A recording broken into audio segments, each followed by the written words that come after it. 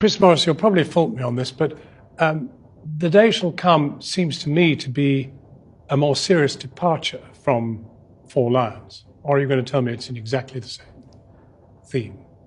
No, it's not exactly the same theme, because I think Four Lions is about five people who are terrorists. Right. And this is about a group of people who definitely aren't.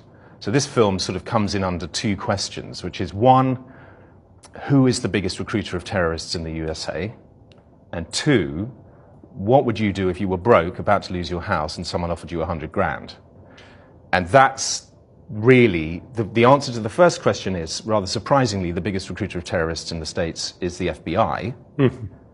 And the answer to the second one gives you the clue as to how our story works. Because the FBI have accidentally, it seems, developed a system which works rather well. And the system is, they make up a terrorist plot, they find someone to try and carry it out, and they arrest them for doing that. And then get the kudos for having fought the Great War against terrorism. Well, they get all sorts of things, really. I mean, it's quite complicated, but I guess the essential element of our story is that these people are not terrorists, but the government ends up putting them in jail for very long as if terms. They were. Yes, 25, 30 years.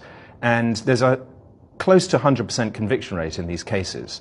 And I wasn't looking for this. I wasn't aware of this. I mean, I think we all sort of have a vague idea that the FBI may be involved in setting people up. But then when you follow the story that I did and you see it close up, it's jaw-dropping. It's really shocking and very, very hard to believe.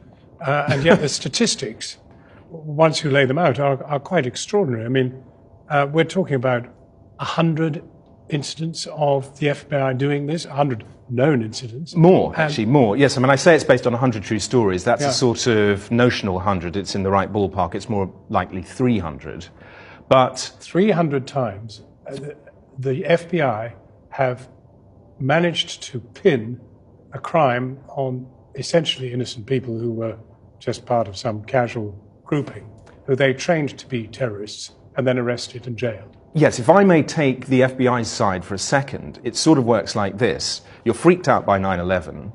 You have to cover yourself because you're implicated in some of the sloppy procedures that led to 9/11. So you talk the threat up. You say there's a sleeper cell in every city, and then you go and find it. Now, you don't know what you're looking for.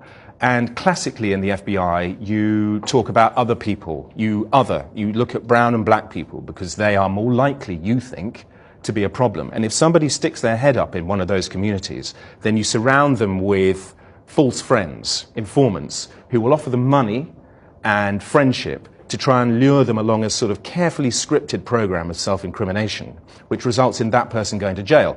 And you will say to the court, as a prosecutor, is it better that this person goes to jail or that we let them go back out on the street? And the juries always say, better put them in jail.